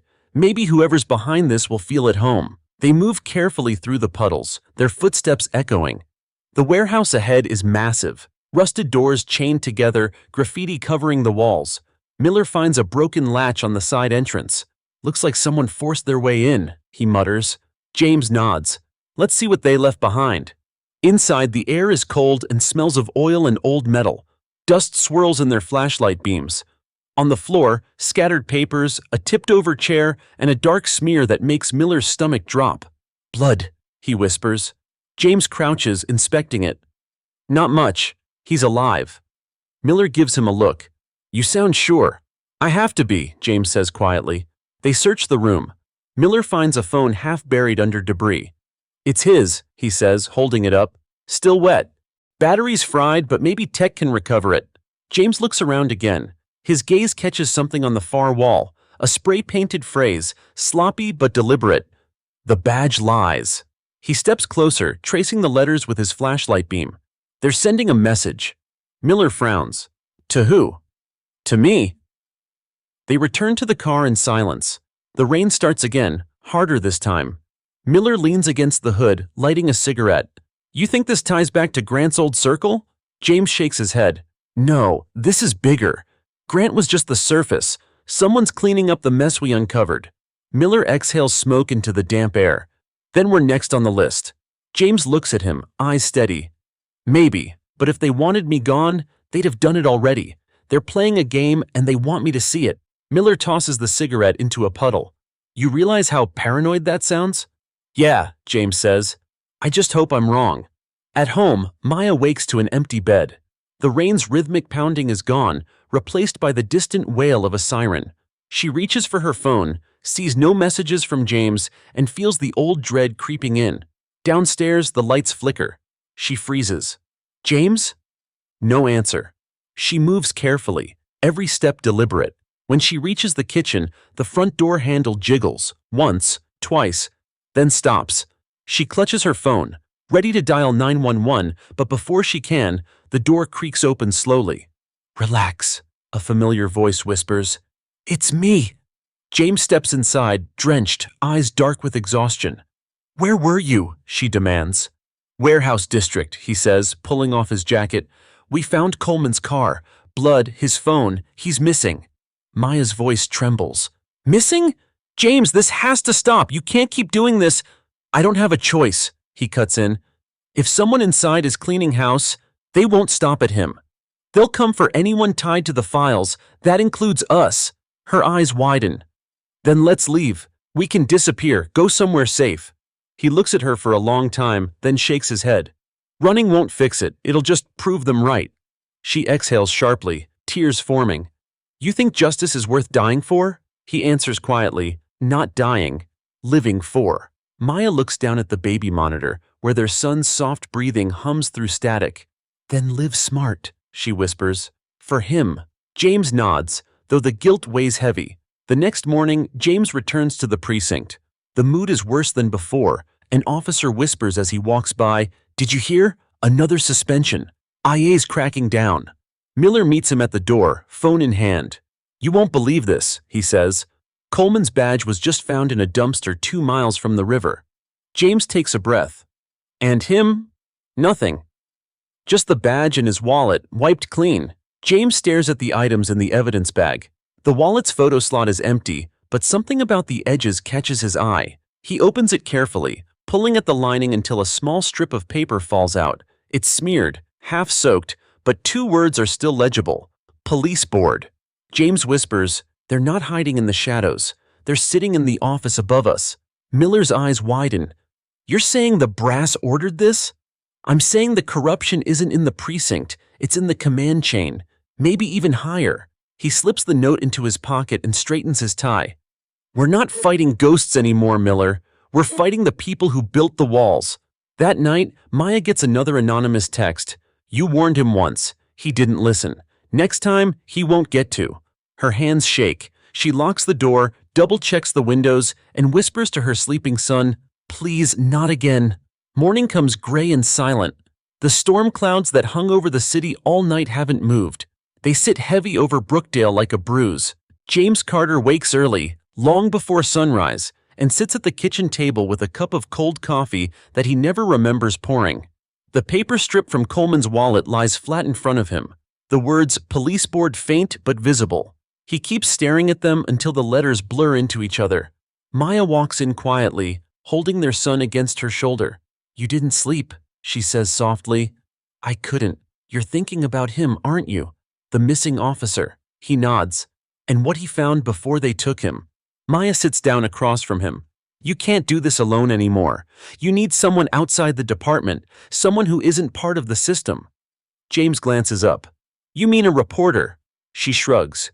"You said it yourself. They're sitting in offices above you. If the board is involved, you'll never bring them down from inside." He hesitates, then nods slowly.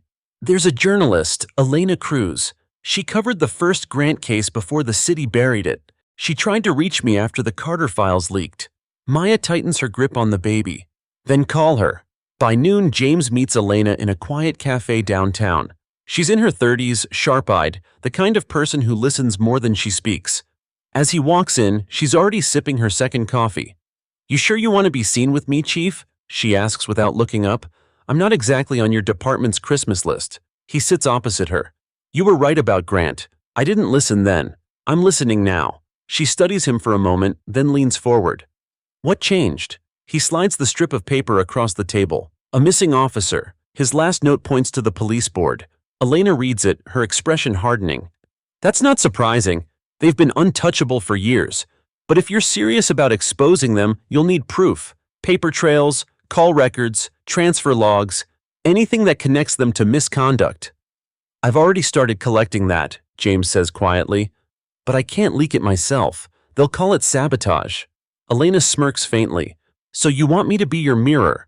You hand me what you find, I publish what you can't say out loud." "Exactly." She nods. "Then you'll have to trust me." "I don't trust anyone," he admits, "but I believe in accountability." "That's close enough," she says. Back at the precinct, Miller greets him with a grim look. "You disappeared again. Where were you?" "Working," James answers. Miller folds his arms. "You mean stirring more trouble?" James sighs. "We're past trouble. The board's involved." Miller blinks. "You're sure?" "I found evidence. And if Coleman's gone, it's because he knew too much." Miller shakes his head slowly. "You're walking on thin ice, James. If the board catches wind that you're investigating them—" "They already know," James interrupts. "The only thing keeping me alive right now is the fact that I'm still useful to them." "Useful how?" "As a distraction," he says bitterly. "They'll let me take the blame for everything if it means they stay clean." Miller exhales. "Then what's the plan?" "Expose them before they can bury me." That evening, Maya gets another message. This time not from a blocked number, but from a contact labeled "Unknown Officer." "I served with Coleman. He tried to protect something bigger than himself. Look in his locker. The key is hidden under the bench in the gym. Don't trust anyone inside the precinct." Her hands tremble. She debates calling James but hesitates. If someone's monitoring his phone, it could put them all at risk. Instead, she forwards the message to his secure line, the one only Miller knows about, and types a single word: urgent. James receives it an hour later. He reads it twice, then grabs his coat. "I have to check something." Miller frowns. "You think it's legit?" "I think it's all we've got." They wait until the precinct empties for the night before heading to the gym. The air smells faintly of sweat and bleach. James crouches beside the bench, runs his hand along the underside, and feels a small piece of tape. He peels it away, revealing a key, rusted, old, with a tag that reads L14, Locker 14. He walks to the back row and slides the key into the lock. The door creaks open. Inside, wrapped in a plastic grocery bag, is a flash drive and a folded envelope. James opens the envelope first. Inside are printed photos, surveillance stills of the police board members meeting with uniformed officers in unmarked cars, exchanging what looks like cash envelopes. The timestamps are recent, just 3 days before Coleman vanished. Jesus, Miller mutters. He really had the proof. James plugs the flash drive into a nearby computer. Folders appear, dozens of them labeled by date. Each one contains scanned emails, call logs, internal memos. He scrolls through the messages, heart pounding. Subject: IA complaints, handle internally. Carter doesn't need to see this. Subject: Coleman's inquiry, reassign or silence. Miller swallows hard. They actually wrote this down. They thought they were untouchable, James says, voice low. Now we have their fingerprints. He copies everything to a secure drive and locks the originals back in the locker. At home, Maya waits by the window. Every car that passes makes her heart jump. When James finally returns, she exhales in relief. You found it, she guesses. He nods. Coleman left us a trail. It leads straight to the top. She shakes her head. Then it's not over. No, he says, sitting beside her. But it's changing. They built the city on silence. We're about to make it scream. She looks at him for a long time before whispering, Just promise me you'll come back when it's over. He touches her hand. I will. This time, I have to. Outside, the rain finally stops. The city glistens under streetlights, clean for a moment like it's holding its breath. But in the reflection of the window, James catches something. 2 headlights idling at the far end of the street. Watching. Waiting. The next morning, Brookdale wakes up to headlines that read like fiction. Whispers about the police board's corruption spread faster than the city can blink. But James Carter hasn't released anything yet. Not officially. The leak hasn't come from him or Miller, which means someone else inside the system just made a move. At sunrise, Miller storms into James's office holding a newspaper. It's out, he says, slapping it on the desk. The front page screams, Exclusive, evidence of board payoffs emerges.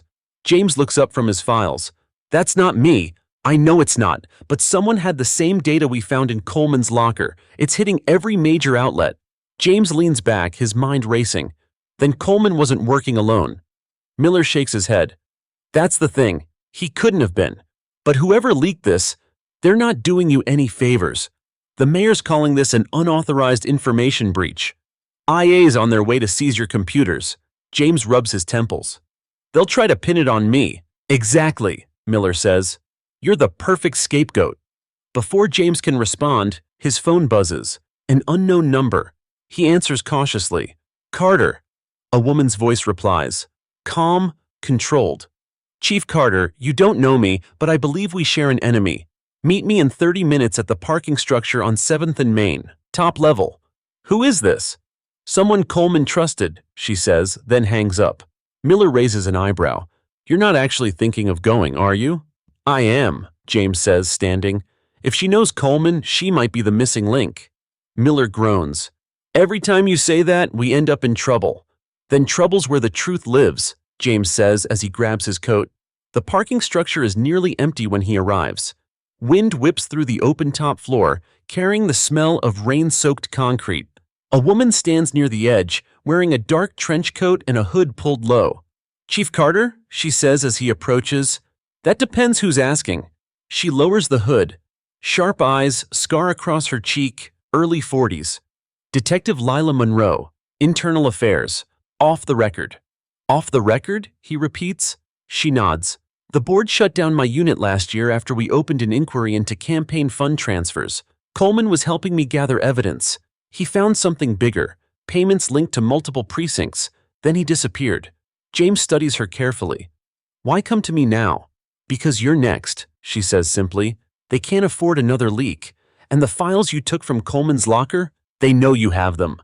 James's voice hardens. How? There's a mole inside your inner circle, she says. Someone feeding the board information.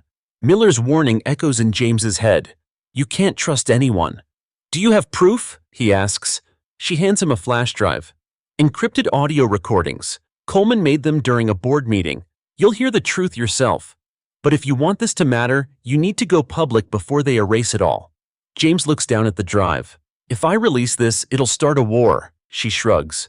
Maybe that's what's needed. Before he can respond, the sound of screeching tires echoes through the structure. Two black SUVs pull in fast, headlights glaring. Move! Monroe yells. Gunfire erupts. Bullets ping off concrete as James dives behind a pillar. Monroe returns fire with precision, forcing the SUVs to swerve. One door flies open. Masked men step out. James shouts, "Who the hell are they?" "Board security," Monroe snaps. "They're here for the evidence." They run toward the stairwell as bullets tear through the air. James covers her, returning fire just long enough to reach the exit. When they burst into the lower level, Monroe tosses him the flash drive. "Don't lose that. It's the only thing keeping the city from falling apart." "What about you?" She gives a grim smile. "I'll buy you time." Before he can argue, she pushes open the service door and runs back toward the gunfire. James hesitates, torn, then bolts for his car. Tires screech as he speeds away, heart hammering. Back at the precinct, chaos reigns. Reporters outside, IA inside. Desks overturned, computers seized. Miller meets him at the entrance, pale and furious. "They're tearing everything apart," Miller says, "looking for evidence of data tampering." "They're not looking," James says. "They're erasing." He pulls Miller into his office and closes the blinds. "Listen to me. I've got something that changes everything." Audio from a board meeting. Coleman recorded it. Miller's eyes widen. "You have it?" "Yeah, but it's not safe here. We need to copy it to an external network before they get to it." Miller nods quickly. "I'll handle the tech." As he plugs in the flash drive, James's phone buzzes again. Another message from the same unknown number as before. She didn't make it out. He freezes. Monroe. His throat tightens. Miller looks up. "What's wrong?" "They got her," James says quietly. "They're sending a message." Miller clenches his jaw. "Then we send one back." The computer pings. "Got it. Files copied." James exhales. "Good. Get it to Elena Cruz. Tell her to release everything." Miller nods, but before he leaves, he pauses at the door. "If this goes bad, if they come for you, what then?" James glances toward the window, where the city skyline glows faintly through the storm clouds. Then at least the truth will already be out there. That night, James returns home late. The house is dark except for a single lamp by the crib. Maya is sitting on the couch, holding their son close. "You're bleeding," she whispers, seeing the cut on his arm. "It's nothing," he says. "Just glass." She studies him. "You're lying again." He kneels beside her. "Maybe, but it's almost over, Maya. I can feel it." She looks at him, fear and love tangled in her eyes. "You always say that." He reaches out and touches his son's tiny hand. "This time, I mean it." Outside, thunder rolls again, but this time it sounds like applause or warning. Maybe both. By dawn, Brookdale is burning with noise. Every TV station, radio channel, and online feed loops the same headline. Secret police board recordings leaked. Systemic corruption exposed.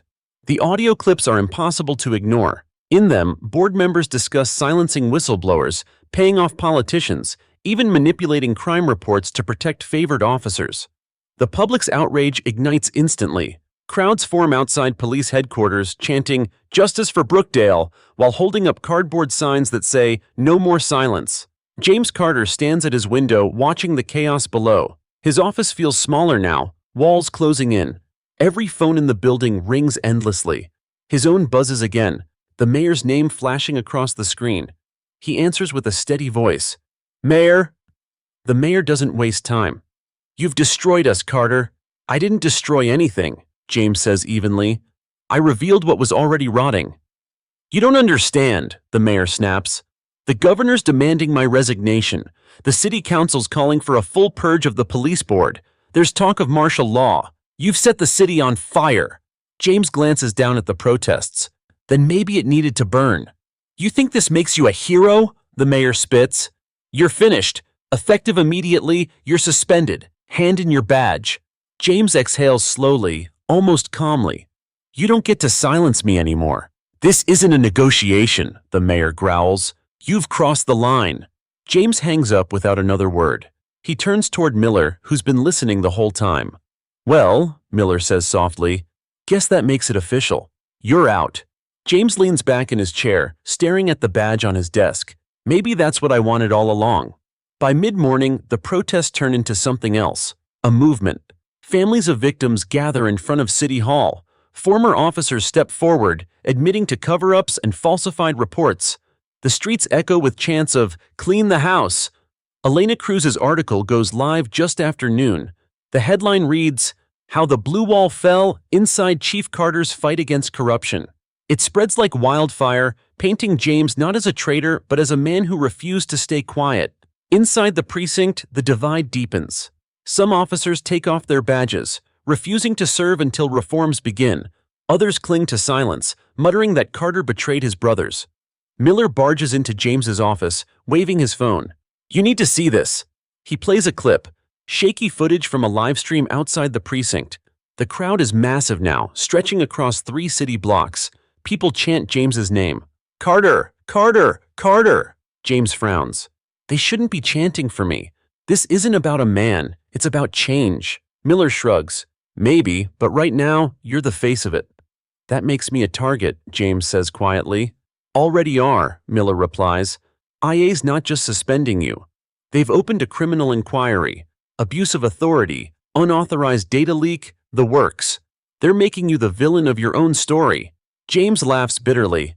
"Of course they are. That's how they survive, by rewriting the ending." That night, Maya watches the news while cradling their son. Every channel is the same. James's face, his speeches, his reforms. They call him the reformer, the rebel chief, the whistleblower who broke the code. The anchor's voice cuts through the static. Sources confirm Chief Carter has been suspended pending investigation. However, thousands of protesters now demand his reinstatement. Maya feels her heart twist. She knows this isn't over. The more truth surfaces, the more dangerous life becomes for them. The baby stirs in her arms. She whispers, "You hear that, Hope? Your daddy's changing the world. I just hope the world doesn't change him first." Her phone vibrates again. Another unknown message. "You should have left when you had the chance. We're done warning you." The color drains from her face. She rushes to the door, checking the locks, the windows. Everything's secure. Still, she feels eyes on her. From outside, from somewhere unseen. Meanwhile, James and Miller meet in an abandoned train yard. The same place they used to gather for off-record operations years ago. Rain trickles from broken gutters, glinting under the floodlights. Miller's voice is low. "I talked to Elena. She says her sources think the board's trying to flee the city. They're transferring money offshore. You forced their hand." James nods. "Good. That means they're scared." "Yeah," Miller says. "But scared men make mistakes. Dangerous ones. We need to get you and your family out of town." "I'm not leaving," James says firmly. "If I run, they win." Miller steps closer.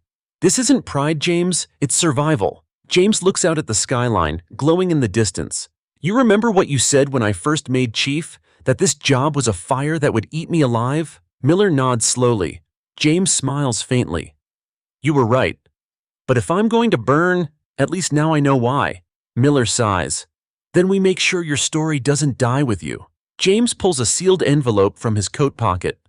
"Already thought of that. Everything, every file, every recording, every name is backed up in 3 separate drives. If anything happens to me, they'll surface automatically." Miller takes the envelope. "You're betting your life on a timer." "I'm betting it on truth," James replies. Back home, Maya can't sleep. The baby monitor hums quietly beside her. She stands by the window, staring at the street. A car passes, slow, deliberate. The same black sedan she's seen before. Her pulse spikes. The headlights flicker once, twice, like a signal. She whispers, "No, not again." Her phone buzzes. Another text appears. "Tell your husband to stop, or we stop you both."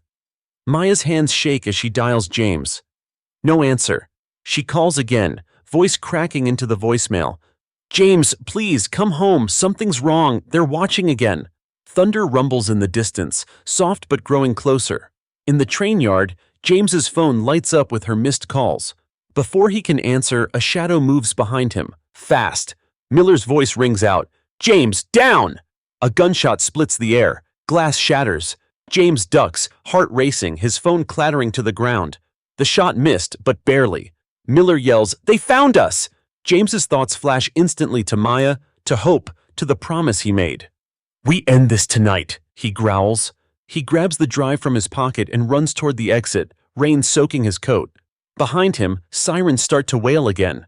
The truth is out. But so is the hunt. The gunshot still echoes in James Carter's head long after the sound has died. Rain pounds against the metal roof of the train yard as he crouches behind a rusted container, breathing hard.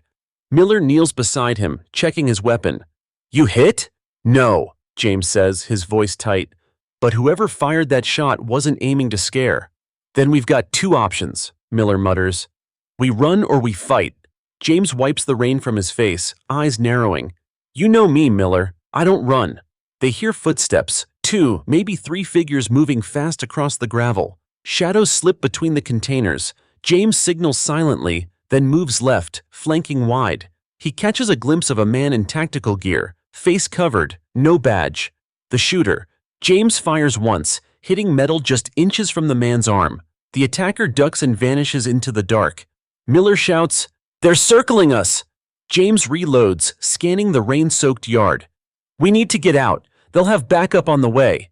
They sprint toward the exit, boots splashing through puddles. Another bullet whizzes past James's ear, hitting the side of a train car with a sharp clang. He doesn't look back. When they finally reach the car, they dive inside, slam the doors, and sit in breathless silence. Miller breaks it first. "They knew exactly where to find us." James nods grimly. "Which means we were traced. My phone..." He pulls it out, staring at the cracked screen. "GPS active. They used my signal." "Then we ditch it," Miller says, tossing it out into the rain. "They'll chase a ghost for a while." James leans against the metal wall, his mind spinning. "If they hit us here, that means Maya..." He stops mid-sentence, dread flooding through him. He pulls out the backup phone from his coat, dials home. No answer. He tries again. Nothing. Miller sees the look on his face. "Go," he says. "I'll clean up here. Find her." James doesn't waste another second. The drive back to his house feels endless. The storm hasn't let up, and the city looks like it's drowning. Streets slick, sirens distant. His headlights carve through the rain like blades. He tries calling again, over and over. No response. When he finally turns onto his street, something feels wrong. The porch light that's always left on is off. The blinds are drawn tight. He kills the engine, grabs his gun, and moves quietly up the steps. "Maya," he whispers, opening the door. The house is silent, too silent. He steps into the living room. The lamp by the crib is still on, casting a soft glow. The crib itself, empty. His heart stops. "Maya!" he calls out again, louder this time. Nothing. He runs upstairs, room to room, shouting her name. Every door open, every light off. Then he sees it. On the kitchen counter. A note written in black marker on a torn envelope. "You should have listened." Now she's part of the message. His knees nearly give out. He grips the counter to steady himself, rage and terror battling inside him. He reads the note again and again until the letters blur. Then he pulls his phone from his pocket and calls Miller. "They took her," he says, his voice shaking. Miller freezes on the other end. "What do you mean, took her?" "They were here. The baby's safe. She hid him somewhere, but Maya's gone. They left a note." "James?" Miller starts, but James cuts him off. "I'm done playing defense." "Listen to me," Miller says firmly. "If this is the board, they'll use her to bait you. You go in alone, you're walking into a trap." "Then I'll spring it," James growls. "On my terms." He hangs up and looks around the room. Maya's phone charger lies unplugged, the cable dangling off the table. He follows it to the floor, and there, beneath the edge of the couch, he finds a small flash drive taped to the underside. "She left me something," he whispers. He plugs it into his laptop. A single video file appears, time-stamped 2 hours earlier. The screen flickers. Maya's face fills the frame, pale but determined. "James, if you're watching this, it means they've come. Don't blame yourself. You did what was right. You woke the city up. But they won't stop with you. They want everything you built to vanish. Promise me you'll finish it. Not for me. For him." She looks down off-screen, and James hears the faint coo of their baby. "I'm going to leave him somewhere safe. You'll know where. Trust your instincts." The video ends. James sits frozen, tears mixing with the rain dripping from his coat. Then something catches his eye, a photo frame beside the computer. Their wedding picture. Behind it, carved into the wood in small, shaky letters, Church. He exhales sharply. Of course. The old St. Bridget's Church stands on the edge of Brookdale's East District, abandoned for years. The place where Maya used to volunteer, long before their lives became chaos. When James arrives, lightning flashes across the sky, illuminating the cracked steeple. The front doors creak open easily. Inside, the air smells of dust and rain. He moves cautiously down the aisle, gun drawn. Maya! A faint sound answers him. The cry of a baby. He follows it to the front pew. There, wrapped in a blanket, lies his son, unharmed. Relief floods him so hard it nearly knocks him over. He scoops the baby up, holding him tight. Then he notices the envelope pinned to the blanket. Come alone, Chief, tomorrow. 8 p.m., the docks, bring the files, or you'll never see her again.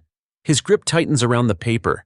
He can feel the fury building in his chest, cold and focused.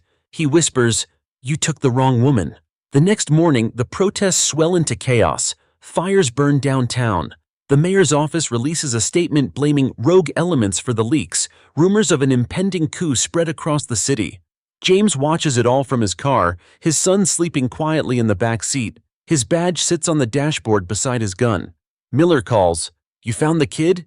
"Yeah," James says quietly. "And her?" "Tomorrow night," James replies. "The docs. They want the files." Miller hesitates. "You're not going alone." "Yes, I am," James says. "They asked for me. They'll get me." Miller's voice lowers. "You sure this isn't suicide?" James starts the engine.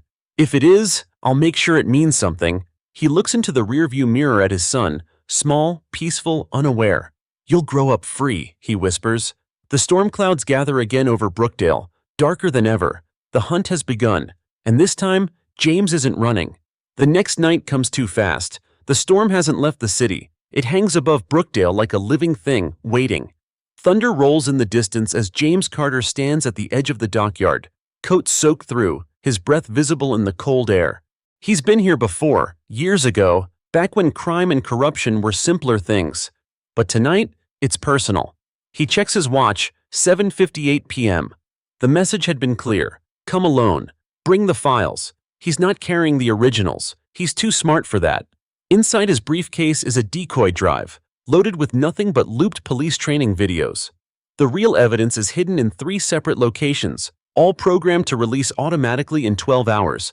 The waves crash against the pylons below. Every sound feels amplified. The wind, the faint buzz of the city beyond, the creak of rusted metal cranes. He grips the briefcase tighter and whispers, "I'm here, Maya, hold on." Headlights appear at the far end of the pier. 2 black SUVs roll to a stop, their engines cutting off simultaneously. Doors open. 4 men step out, all dressed in dark suits, faces hidden under hoods. One of them moves differently, slower, heavier. He's the one in charge. The leader walks forward, stopping a few feet away. "Chief Carter," he says in a smooth, unhurried voice, "you should have retired when you had the chance." James's voice stays calm. "You have something that belongs to me." The man chuckles. "Ah, the wife. She's fine for now. You know, she's got quite a spirit. Tried to fight. That never ends well." James's grip tightens on the briefcase handle. "If you've hurt her—" "Relax," the man interrupts. "We don't hurt people without purpose. You give us what we want and you walk away with your happy ending." "You mean your files?" James says flatly. The man nods. "Everything Coleman found, everything you copied, all the recordings. Hand them over and maybe your family keeps breathing." James lifts the briefcase slightly. "It's here." The leader smirks. "Good, then hand it over." But James doesn't move. "Not until I see her." The man sighs, gesturing toward the SUV. One of the rear doors opens and Maya steps out. Her hands are bound, her face bruised but defiant. When she sees James, she shakes her head slowly, mouthing something. "Don't." James's heart cracks, but he doesn't show it. "Let her go first." The man laughs. "You're not in a position to negotiate." "Maybe not," James replies, "but I'm the only one who knows where the originals are." That gets his attention. The man tilts his head. "Explain." "I split the evidence," James says. 3 encrypted locations. If I don't enter a code by midnight, every file hits the media. Names, bank transfers, operations, all of it. The man's smirk fades. "You're bluffing." James meets his eyes. "Try me." The silence between them stretches, heavy as the thunder overhead. Finally, the leader signals one of his men. "Bring her forward." They shove Maya toward the center of the dock. She stumbles, catching herself. James takes a step forward, instinct screaming at him to run to her, but he holds back. He has to stay calm. "Now," the leader says, extending a gloved hand. "The briefcase." James steps forward slowly, rain dripping off his face. He hands it over, eyes never leaving Maya's. The man opens it, scanning the drive inside. "How do I know this isn't another trick?" "You don't," James says quietly. "But if you kill me, you'll never find the code." The man nods slightly, impressed. "You always were smarter than most." Then, without warning, he draws a gun. Unfortunately for you, smart men still bleed. The shot cracks through the air. James dives sideways, the bullet grazing his arm. He rolls, grabs his own weapon, and fires back.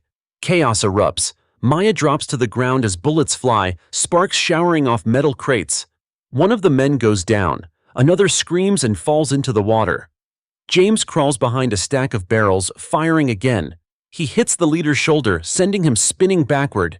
"End this!" James shouts. "Let her go!" The man staggers, clutching his arm. "You think you can stop this? You're one man against a machine." James steps out from cover, eyes blazing. "Machines break. People don't." He fires again. The bullet catches the leader in the chest. The man collapses, gasping, rain pooling around him. When the last echo fades, only the waves remain. James rushes to Maya, cutting her restraints. She clings to him, shaking. "You shouldn't have come." "I wasn't leaving you," he says, pulling her close. "Hope?" she whispers, panic flashing in her eyes. "He's safe," James assures her. "With Miller." She exhales shakily, tears mixing with the rain. "Please tell me this is over." James looks down at the dying man. The leader's hand trembles as he tries to speak. You think this ends with me?" "There's always another one." James kneels beside him. "Maybe, but not tonight." The man's eyes go blank. The rain washes away the blood. Minutes later, red and blue lights flash in the distance. Miller's voice comes through James's earpiece. "You all right?" "Alive," James replies. "We got her." "What about the files?" "Still safe." He glances at Maya. "We're coming home." Miller exhales in relief. "Good, because the governor's stepping in. Full audit, state-level control. Looks like you actually won, Chief." James looks out at the horizon, where the first hint of dawn breaks through the storm clouds. "We didn't win," he says softly. "We survived. There's a difference." He takes Maya's hand, helping her stand. Together they walk away from the dock, the sound of sirens fading behind them. For the first time in months, the air feels lighter. The storm is finally breaking, but neither of them knows what the morning will bring. All they know is that they faced the dark and didn't flinch. The sun rises over Brookdale, pale and uncertain, like the city itself doesn't know whether to breathe or hold its breath. The gunfight at the docks is still echoing in headlines, on screens, in the whispers of people who can't believe it really happened. Chief James Carter sits on the back of an ambulance, his arm freshly stitched, the sound of police radios crackling all around him. Maya leans against him, wrapped in a blanket. She's exhausted but alive. The baby is safe, sleeping in Miller's arms a few feet away. "Any word on the others?" James asks, voice raw. Miller shakes his head. 3 dead at the docks, the rest in custody. The governor's calling an emergency session. They're collapsing the whole board. James nods slowly, staring at the wet pavement. Took them 8 years to build their empire, and 8 days to destroy it. Maya reaches for his hand. "You destroyed it," she says quietly. He squeezes her fingers gently. "No," he whispers. "You did. You stood your ground." Across the lot, reporters shout questions. Cameras flash. For the first time, they're not looking for scandal. They're looking for truth. One voice cuts through the noise. "Chief Carter, is it true you were shot protecting your wife?" James looks up, tired but steady. "No," he answers. "I was protecting my city." Later that morning, the station is chaos. Phones ringing non-stop, half the officers suspended, the rest sitting at their desks in stunned silence. Files are stacked everywhere. Evidence boxes labeled board, internal, fill every corner. James walks through the hall one last time. Every step echoes differently now. He pauses at his office door. Inside, everything's the same. His badge, his photo with Maya, the cracked mug he never replaced. But the air feels heavier. Miller steps in behind him. "Governor wants you in the press room." James shakes his head. "I've said enough. Let them see the truth in action, not words." Miller studies him for a moment. "You're stepping down." James doesn't answer. He just sets his badge on the desk. The metal clinks softly. A department can't rebuild if its leader is still a ghost from the storm. By afternoon, the city square is packed. People hold signs, not angry ones this time, but grateful ones. "Thank you, Carter. Justice for Maya." New Brookdale begins. On a nearby screen, the governor announces the arrests of 12 board members, including former Deputy Chief Monroe. The crowd erupts in cheers. James and Maya watch from a distance, their baby cradled between them. Reporters try to find them, but they've already slipped away. They sit in a quiet cafe instead, steam rising from untouched cups of coffee. "You could stay?" Maya says softly. "Lead the change." He looks at her, tired but calm. Change doesn't need a leader. It needs survivors. She studies him for a moment, then nods. "So what happens now?" James glances out the window where the city moves like it's waking from a nightmare. "Now? We let it heal." That evening, the streets glow with orange light. Rain drizzles again, soft and harmless this time. Miller pulls up beside them as they leave the cafe. "Governor's office says they want you at the memorial tomorrow. Cameras, speech, the whole thing." James shakes his head. "I'm done being the story." Miller smirks. "You already are." He drives off and James looks at Maya. "Let's go home." They walk down the street together, their son asleep on her shoulder. Every face they pass carries the same expression, relief mixed with disbelief, the kind of quiet peace that comes after chaos. When they finally reach their door, James hesitates for a moment before stepping in. The house still smells faintly of smoke and rain. He sets his gun on the table, then locks it away for good. Maya watches him, her voice soft. "You really think it's over?" James looks out the window where the city lights shimmer against the wet pavement. "Not over," he says. "Just beginning." But for once, it's beginning without fear. He sits beside her, the baby stirring lightly in her arms. Outside, thunder rolls far away. Not a warning this time, just weather. For the first time in 8 long days, Brookdale finally sleeps.